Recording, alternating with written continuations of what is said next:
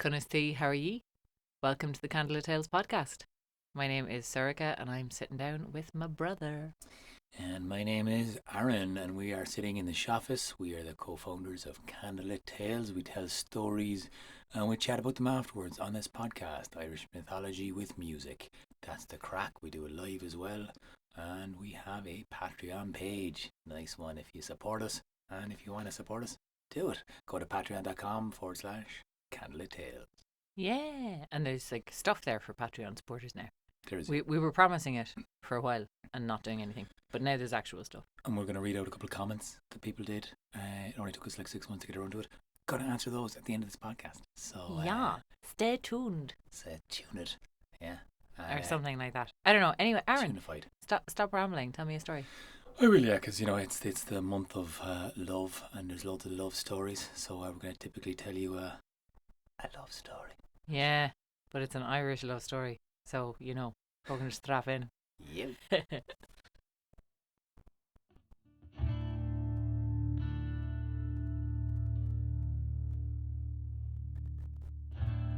The godlike Boann. This is her story.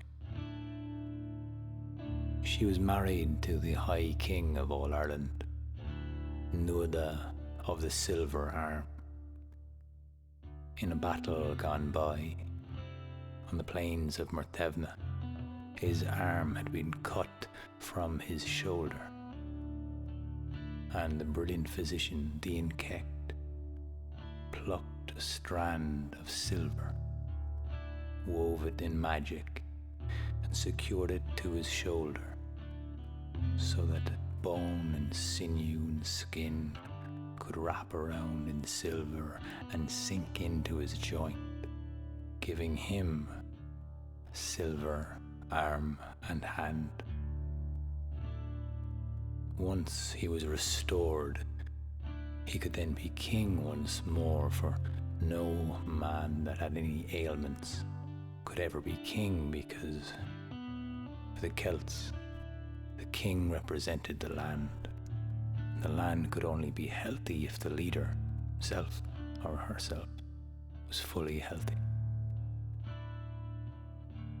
But some people say the silver seeped inside him. He became colder, sterner, less joyous than he had once been before, and his stern ruling worked. But his love for his wife faded, became silent, still. She was cold to his touch, not that it ever came all that much. His cold hand made her shudder, and so she stopped being seen by him. His look went through her only to the facts and matter that were at play in any one given day. Though she tried her might to restore some spark, there was nothing to ignite. And so she felt invisible around him. In being placed so out of view and not being seen, she made for herself a cloak to make sure no one could ever see her again. Her cloak, once wrapped fully around her, shielded her from view from any man, woman, or child. She was utterly invisible when behind that cloak. She spent her days drifting around the hill of Tara, walking and wandering, aimlessly at times, not feeling inspired by the poetry of the land, but instead a sadness, bubbling up from the ground, flowing through the soles of her feet and filling her fully. Until one day, she heard a music drifting over the land, seemed to wake up something inside of her, and she drifted towards it, letting her foot fall lead her the way. She came to a small stream, and in the gleaming sunlight leaves could be seen in their budding form, just waking up after the long winter to give new life to the trees. And in the shade of one of those magnificent oak trees, there was a man playing on his harp. A man with such a radiant, happy, full smile, she was warmed from the inside out.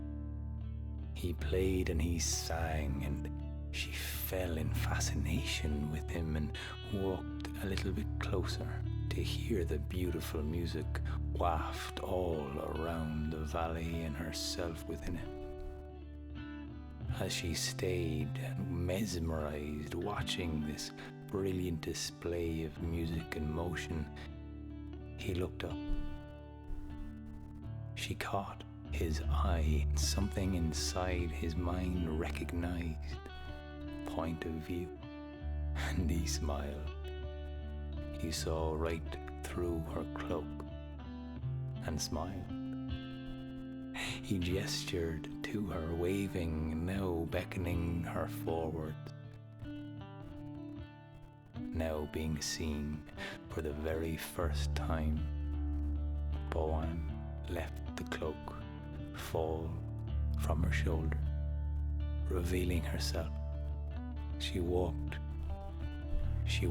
through the shallow waters, and the Dagda placed down his big heavy harp. Holding open his arms, she fell into his loving embrace. There in the beautiful sunlight next to the river, underneath the trees, they made love. After some time, Boann, she began to rise. She whispered that she could not stay in the Dagda's loving embrace longer than this day's sunlight could last, because her husband was, after all, the King of Ireland, the High King no less. She did not want to bring shame upon him and his name. The Dagda merely smiled and said, "If it's just one day we'll have, let it be a good day." And he smiled and winked at the sun, and, well, they rolled over once more to enjoy the sunshine. And as Boann looked up, expecting to see the sun dipping in the sky, she was surprised to see the sun still staying steadfast in the center of the sky, filling the land with its warmth. She did not question, but she knew the Dagda had placed a magic on the sun, and now the sun stayed there and would not move. And so their day lasted, as they left the hills of Tara and went out walking. And they walked all over Ireland, over the hills, through forests and many trees.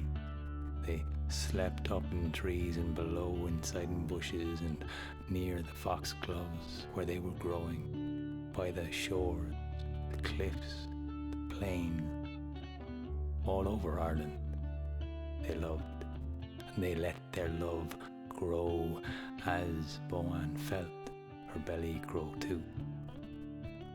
She was pregnant with a child, and their day lasted a year, and the day, so full and brilliant was their love, that she gave birth to a child out of that love. The child was so radiant and so abundant and so full of the love they had made together. They named him Angus Og, and they knew this child would bring love and happiness to whoever he met. But the year and the day had come to an end, as the sun finally began to move across the sky and dip towards twilight. Now, the Dagda took their child. He bowed and kissed Boann for the love they had been able to share together. He took their child and he walked to find a foster home for this child. Angus grew up to be known as the god of love. His job it was to bring the beloved dead from boyne through the veil of this world into the next. And Boann, well, her story did not end there. The prospect of going and seeing Nuada of the Silver Arm made her senses stop. She took stock. She did not know what to do. But as she had followed her feet, she let her footfall lead her the way she would go, and now she came across the Well of Wisdom. Her husband, Nuada, was the guardian of the well, and no one was allowed to stare into the Well of Wisdom, for it contained the wisdom of this world and the next within its waters, and no one of the godlike folk could have that power inside their mind, and so it was forbidden to look into the waters of this well. But Boann, she followed her feet, and her feet brought her to the edge of the well. Perhaps she knew what was going to happen. Many of the godlike people had the ability of foresight to see what would happen next.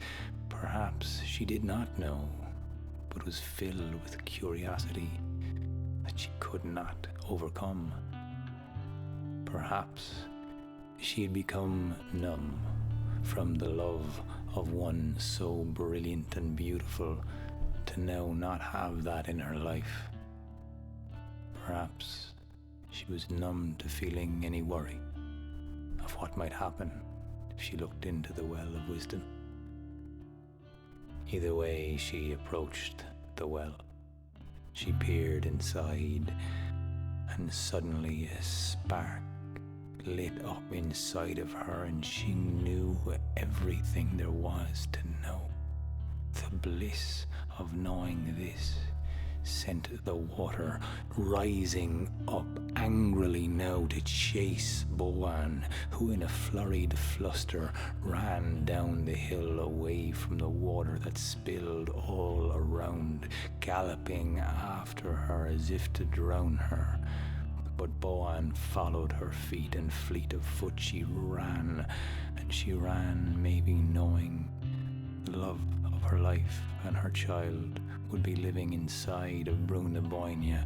She might not be there to care for this child, but she would wrap it around in a protective embrace of water from this day forward, and she ran around boyne. The water, it ran all the way around, followed her and flowed a great river of water around to follow her as she ran for the shore, and there she dove into the sea, letting herself be filled with water as it ran and keeps running to this day. Now some say Boann died that day, and some say she's across the waves, always looking at boyne, and still some say she is that ever-flowing river that took her name, fleet of foot, poetic and beautiful, the River Boyne.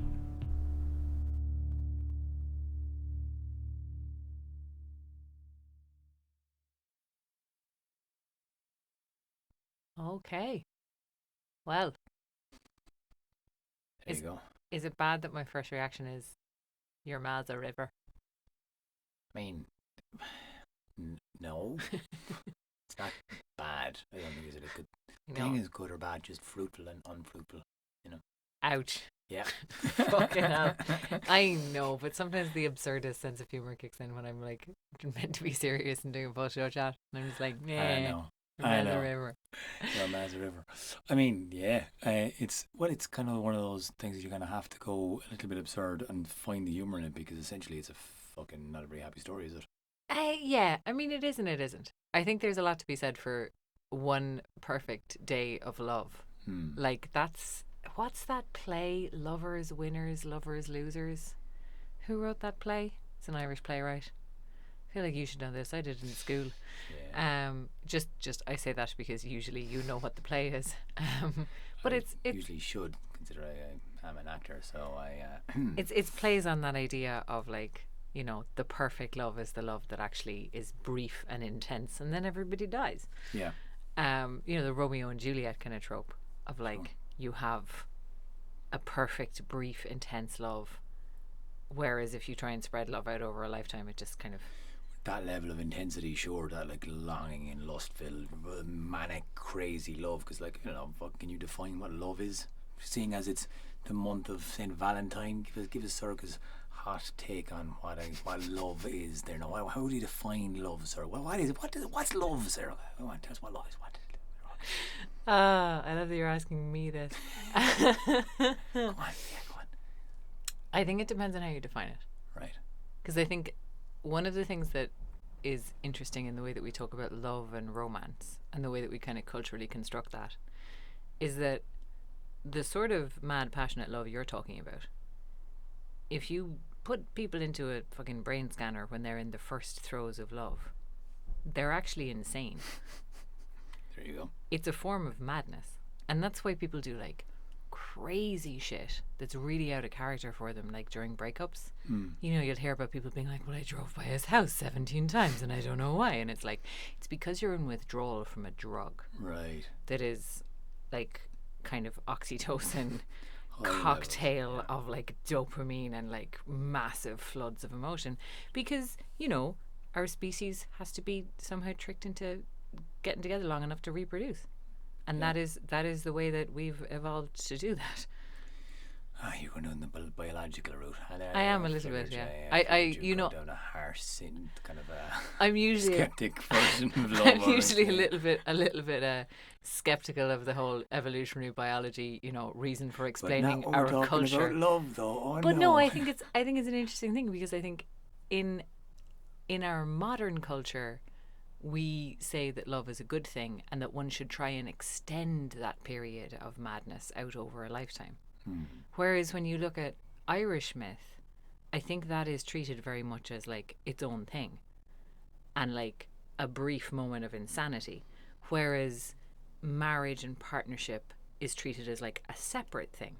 Right. That's a different thing that you also do, but for different reasons. It's more practical. It's intelligent. It has to be done. It's kind of like the way we go yeah. down the road of being able to afford, mutual living situations.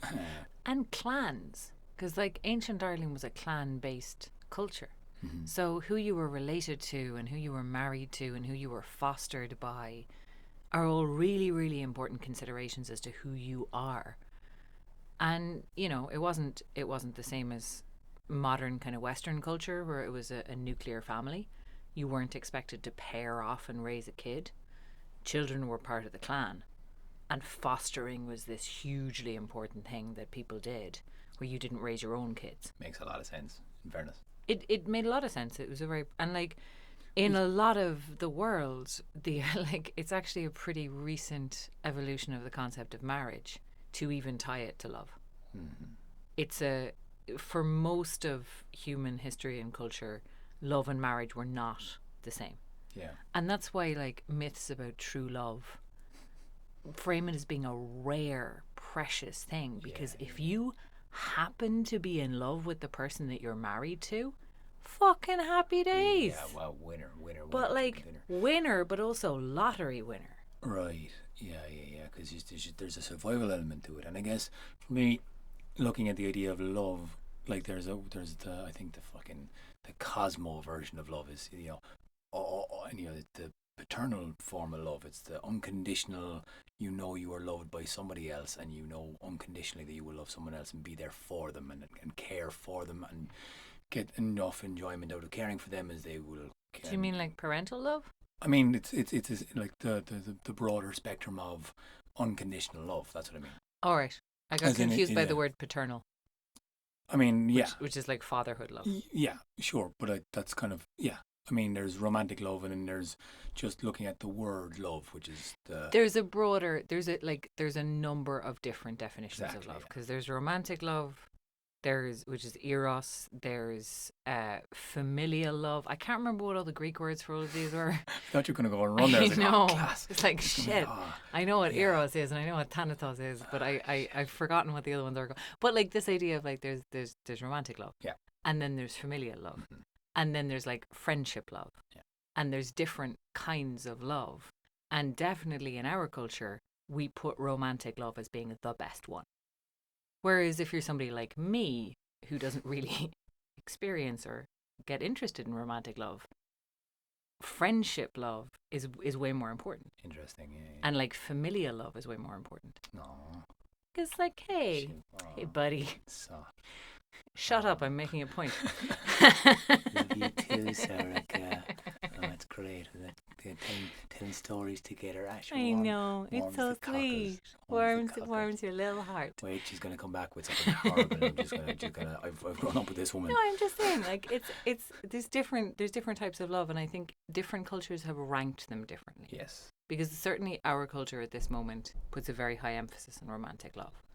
And I think if you look at Irish mythology, one of the things we're always kind of making jokes about is how almost all of the romantic love stories end horribly. Pretty awfully. Like, and it's something that I kind of want to ask you about is like, is that in our fucking DNA as a culture here? Like, is something to do with the landscape here? Is the reason we have tragic love stories, is it just because it's the West Atlantic wind blowing into the fucking hearts of the people that are just like, God, it's sad. There's famines and death. It's sad and it's beautiful. Yeah, like, and if it wasn't sad, it wouldn't be beautiful. Because there's that aspect of love when.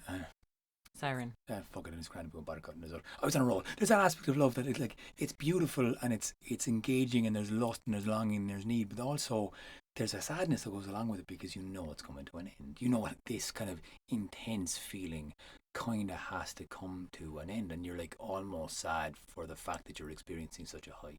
And that's certainly emphasized in this story of like you get one fucking day. Yeah, you get one perfect day. Yeah. And if you're with the Dagda, he can make it last a year in a day.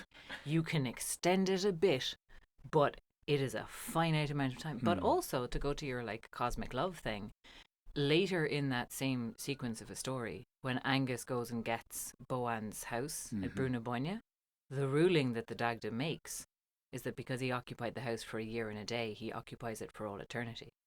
Because eternity happens in a year and a day. So you have a nice little reverse encapsulation of like, it's brief but it's also eternal. And I think that's a nice way of looking at it as well, is that like these fleeting moments that we have also connect us to something that's eternal. And I think that's why romantic love can be seen as so transcendent, because that sort of bliss can feed you back into a more expanded consciousness. And it's kind of funny to draw parallels with, I guess, a lot of the mythology of India is very, our Buddhist kind of metaphors and philosophies are very on the nose, power of now, kind of Eckhart Tolle, kind of like you focus on now and you nothing matters, therefore everything matters. And that's the kind of vibe you can kind of take from that. That's the same kind of reversal here. Yeah, I think you can see your way into that, especially because the fact that that's like the same fucking story. Like I know we didn't go into it in this one. I think we might have gone into that story in the Madeira Natain one. I can't remember if we did it in detail, but it's part of the same like sequence. You could, you can put them together. Yeah. And I think that's a really interesting one, because then you go from specific to universal. You go from micro to macro, which is really cool. Just to level the playing fields now, if you don't know what the fuck the Hegartys are on about there now, the child Angus Og was fostered over to Madeira Natain, and they were the foster parents of the god of love that he became known as. And there's a whole love story between Madeira Natain, and that's another podcast. But also, I think it's really interesting to look at Angus Og as the god of love, because when we were up in Brúna Boinne ourselves a couple of years ago, I stumbled across this thing which says Angus was the god of love because he brought the beloved dead to Brúna Boinne. Yeah. He's not Cupid going around shooting arrows at people. Mm-hmm. He's not making people fall in love with each other.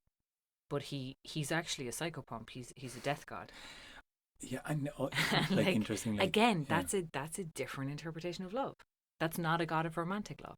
And we had an awful lot of fun playing around with an actor, Emma Byrne, and Angel Hannigan, who were kind of playing like the Morrigan and Angus Og, and we were devising this theatre show that we have yet to nail down, but we're getting there.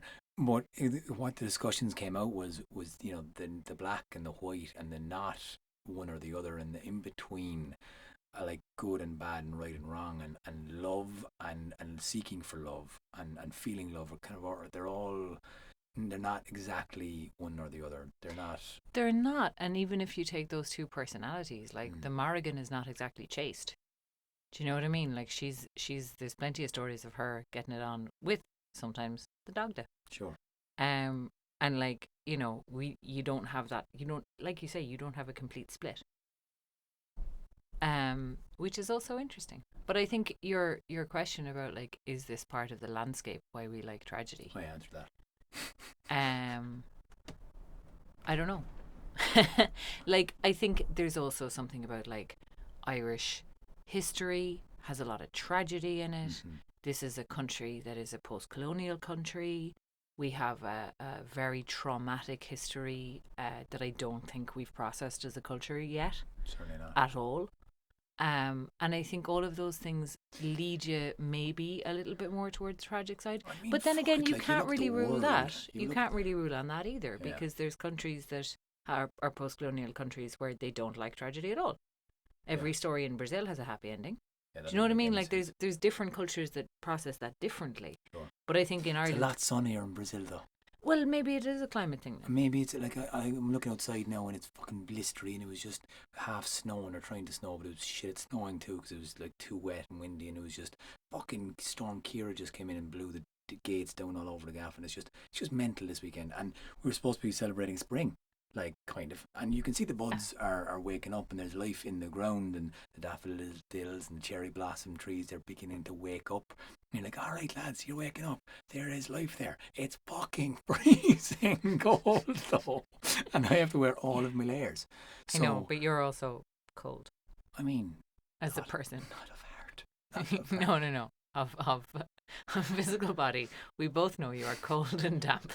Let's not get into the damp thing. Your superpower is damp, Aron. I just sweat a lot when I sleep. Right? It's not a medical thing. I just can't fall asleep.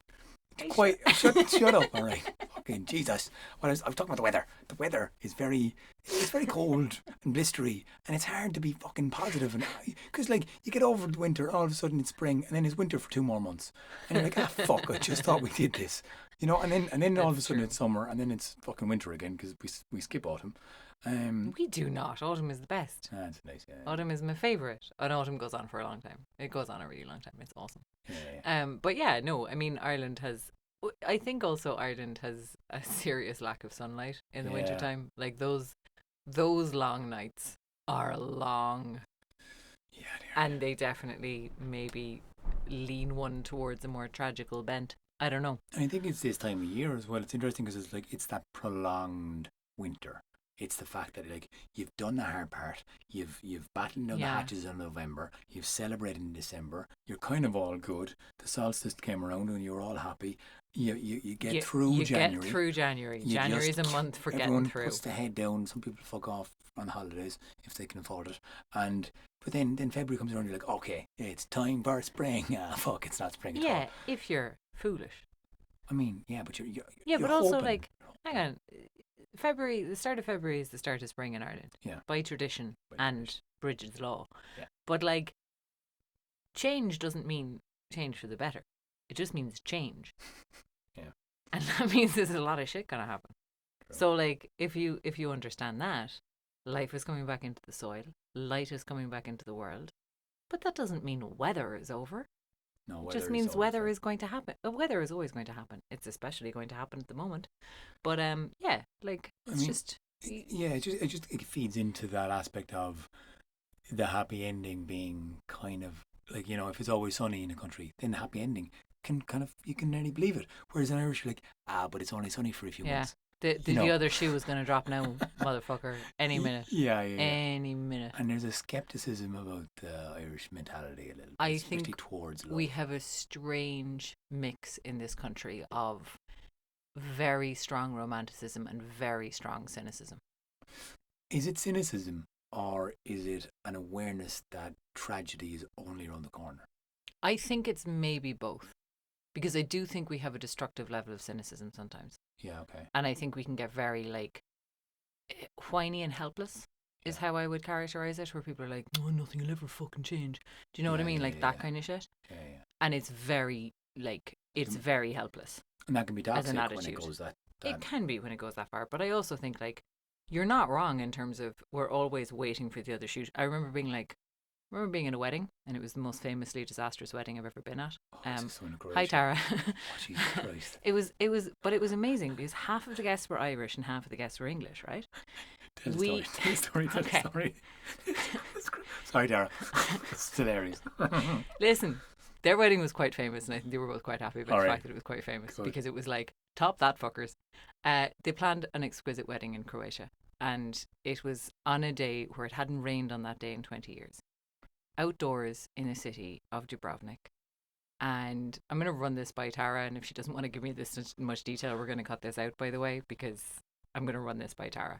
Fair. There was a sunset. We didn't know. The guests who came out didn't know what was planned because we just came for the weekend and they had planned everything and everything was sorted. We were staying in a beautiful hotel. It was going to be a wedding outdoors in the city.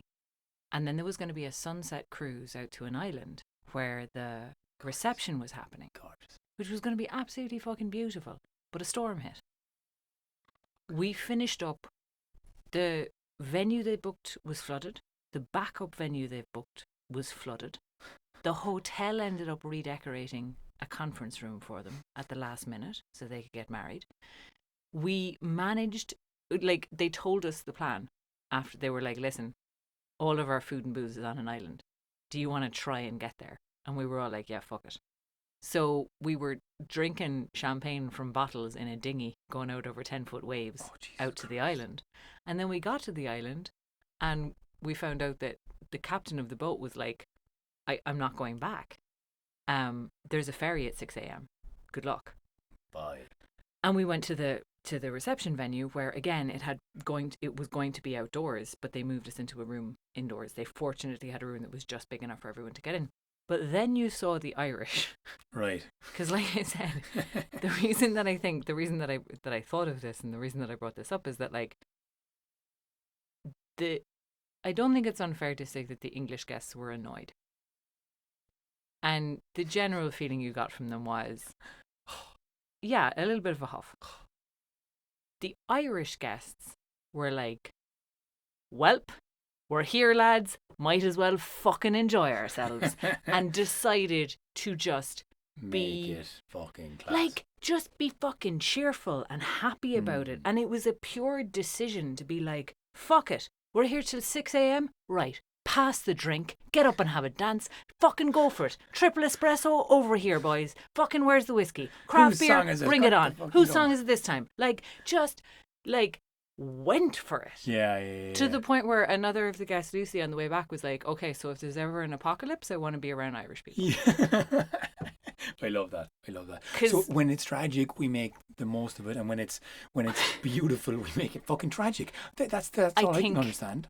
I think we're fundamentally contrary. Yeah. And I know this as someone who has been accused of having an oppositional personality my whole life. No, Jesus, I wouldn't say that. And the first time anybody said it to me, I said, no, I don't. What is that? In that order. Yeah. I think Irish people are a little bit oppositional. Yeah. I think we're a little bit fucking contrary. That's a fucking When great. it's going well, we're like, oh, hang on now. And when it's going badly, we're like, fucking, yeah, told yous. All right, my inherent pessimism has paid off. Proven right here, lads. Fucking happy days. And I'm going to make the best of it. Fuck's sake. And it's just like, that's something that we're like, but we weren't going to talk about that. I mean, because you wrote us a list. I wrote it.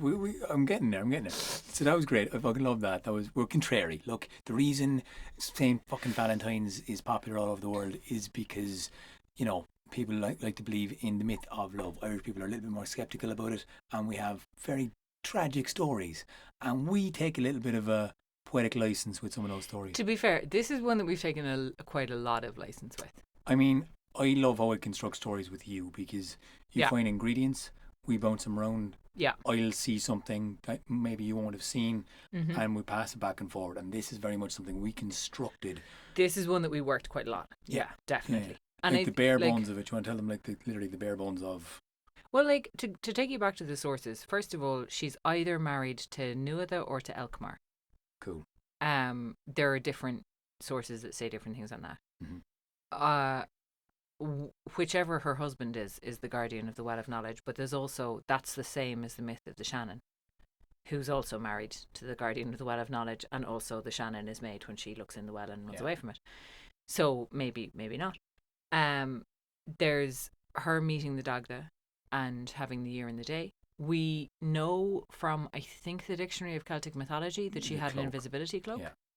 Don't know anything more about that. And then, so it was interesting to get the ingredients of, okay, Elkmar, I didn't know much about him. Nuada of the silver arm. We know a lot about him. And then the fact that she had a cloak of invisibility. Now that was like a hop, skip and a jump away from going, okay, how does someone create an invisible cloak, or how does someone feel I think that was something that we started to do, where we started to look at both of those things, both the silver arm and the cloak, from the point of view of metaphor and allegory. Yeah. Like, what would this, because that's one of the things about older myth cycles, is that they often don't talk about feelings. Everything is externalized. Yeah. So if we said, okay, what is a silver arm? Maybe an externalization of. What is an invisibility cloak? Maybe an externalization of. And it was from there that we started to go, oh, well, like, you can look at coldness of touch and coldness and chilliness and, like, distance growing, and you can see an invisibility cloak. The way we interpreted it was this thing of, like, hiding and not being seen, but then how you feel when you're not seen, even if it was because you hid in the first place. Yeah, and I really like that aspect of, like, the fact that Boann suddenly becomes magical enough to put a cloak to her feeling. That maybe she manifests this cloak and puts it on, and then is like, no one can see me. And then the effect that it has when somebody's like, hey, I see you. Yeah. Like, powerful and kind of a beautiful thing. It's always a wonderful thing when you feel seen by another person. Absolutely. And it's always a really powerful thing, especially if you've been hiding yourself. Yeah. To have somebody go, oh, I see you. That's huge. So, like, those were the sort of ingredients that we played around with to come to this particular version of the story. Yeah. And I love, like, I know that was, I don't remember exactly who came up with which bit of this, except for the bit at the end where she embraces Bruno Boyne, because I know that was you. Yes, Safi. I am Safi. But also, like, in terms of talking about, like, timelines and stuff like that, this is something that we always deliberately leave loose, because I think it's better that way. Totally. I think it's myth and it's dream time, and it things don't happen in sequence. But also, like, just to mention the fact that in the Dream of Angus Og, Boann is a character who comes in and yells at the Dagda and worries about him and, like, tries to help him. And if we followed a timeline, that we maybe wouldn't be able to have that. Sure. Or we wouldn't be able to have both. Or maybe you would, if she didn't necessarily go to Nuada. Like, she could have gone to the Well of Wisdom at the end of her life. She could have gone to but then you wouldn't have, Bruno Boyne would not be surrounded by the River Boyne. Damn it. So, like, stop poking holes. Okay, no, it doesn't. But this is what I mean. It doesn't make sense if you go with mythology in a linear fashion. And I think there's one coming up actually that is one of the most delightfully non-linear ones ever, which is the Celt Karma Guthagar story. Yeah, and it's really looking forward to it. We just had a lot of elections and stuff coming up, and the left wing is rising in Ireland, which is interesting. And this is going to be a very interesting podcast to put out on that. Yeah, I had kind of had an idea in my head that we might get it out before the election, but also that didn't happen because we don't leave ourselves enough lead time for these things. But also, like, we're all, all of us who are living in a democracy, this is always a question. Yeah. It's always good to keep a little bit of an eye on it. We're not going to get into politics though, because we don't want to. Specifically, I don't. There was a question on our Patreon page only 6 months ago. So no, it wasn't on our Patreon page. I've told you the name of this app 4 times now, and you keep being like, "Sorry, what?" What's the app? It's an app. Someone asked us a question, and I didn't see it because I didn't have the app. No, I also didn't have the app for a long time. This is interesting because it ties in with Bridget, who we were talking about, and do you want to read it? Do you want me to read it? I mean, I'm just explaining to the listener. I know. So where it's come from is the SoundCloud Pulse app, which is the SoundCloud app. We put our podcast up on SoundCloud, and then it's kind of like linked out from there to other places like Spotify and various other places.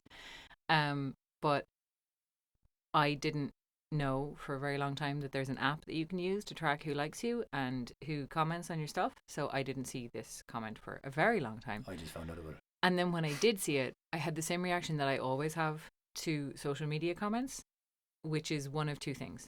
Either I go, huh, cool, and like don't really feel a strong need to respond. Sure. And so don't, which is bad, which is why the like button exists. Or I go, oh, that's interesting. I'd like to engage with this question, but I really don't think that comment sections are a good place for a conversation. So I don't in the comments. So that was why I was kind of like, I'd love to address this in a podcast sometimes. So 7 months later, apologies for that, Sangrail commented on our SoundCloud episode about Bridget and the Morrigan to ask, where is the story of the Morrigan being Bridget's mother from? Her father is the Dagda, but her mother is only listed as being a poet. So I'm inclined to think that indicates Boann, having released the Well of Wisdom, and being mother of Angus, also a god of poetry. No, that was one of the questions where I was like, that's really interesting. It's very good. But also, kind of 2 and 2, she's added it together. It makes sense. She's linked it, and she's linked it in a different way, because she's absolutely right. I immediately was like, wait a minute, I know that the Morrigan is the mother of Bridget because, and then I looked it up and I realised, no, I don't have a written down source of that. I know that because another storyteller told me that. Yeah. And I was like, cool. Word of mouth, so. But also, I think, like, I didn't really question that any further, but I also think her interpretation is, like, as absolutely as correct as yours and mine. Right. Like, 100% Boann could be Bridget's mother. As valid if you want to spin it that way, it works. Like. Yeah. If you want to spin it that way, it totally works. Having thought about it, I still like the Morrigan for Bridget's mum because Bridget also has the aspect of war goddess. And I think that can get a little bit lost with Bridget sometimes. Yeah, but she can be quite steely. There's a very harshness to Bridget, and some of the stories kind of like gives her a lot of teeth. And I like she's got teeth. Yeah. And I think Boann isn't quite as toothy as the Morrigan. Which is not to say that she's weak either, but like, and you know, we did a big show a couple of weeks ago in the Sugar Club where we very, very definitely made the case that the Morrigan is Bridget's mum, and absolutely made that quite declarative. So now that we've done that very publicly, I would like to go back and say that we don't know if that's true at all. Well, we don't have a written source for it. We have, I think like these stories are passed down by word of mouth. You're not allowed to steal that pen. It's a fountain pen. Sorry. I was stealing your pen. Yeah. No. I think on that note. Well, like on that note, thank you, Sangrail, for writing in, and I really apologise that it's taken us 7 months to get back to you on that one. And I like your interpretation, and this is as I've said before, it's an oral tradition and it's also a disrupted tradition. Yeah. So we're all working with fragments. Yeah. And I think we're going to put them together in a way that we like. And sometimes we're going to come back and, a year later, 2 years later, we're going to shatter that and put them together a different way. Because that's one of our favourite things to do when we're working with mythology. But also, you're all working. Like, if you're listening to these stories, I think that's a really good thing to know and be aware of. That if you have a different idea about this stuff, ain't nobody can fucking tell you you're wrong. Really. And I'm not, we probably can, but there's no ultimate truth in this. again, that's a philosophical debate in itself. What is truth? But Yeah. There is no absolute truth. more importantly, guys, I hope you have a love-filled month. You know, that's what I'm aiming for. If you're loving mythology, if you're loving whatever you're doing, if you're loving yourself, that's the most important thing. This podcast is brought to you, the listener, by the Patreon support we receive. If you'd like to support us, it means a fucking load to us. It really does. It does. And you can go to patreon.com/candlelittales, and there's various different rewards on that. You can get the Just the Story podcasts are going up again. You can, if you listen to our 5-part Tone story, all of the outtakes and post-show chat are up there now. I sometimes write a little blog post about books I'm reading on mythology. You do it twice a month, don't you? No, I don't do that twice a month. She does it every now and again. Anyway, there's other rewards. Listen, guys, this podcast was edited by Oisín Ryan. Music was done by Oisín Ryan. Thank you, Oisín, the everythingist of Candlelit Tales. Yes. We will be back very soon with another podcast. If you want to keep up to date with our live events, if you're in the country of Ireland, check us on all the social media and check out our website, candlelittales.ie. Yahoo!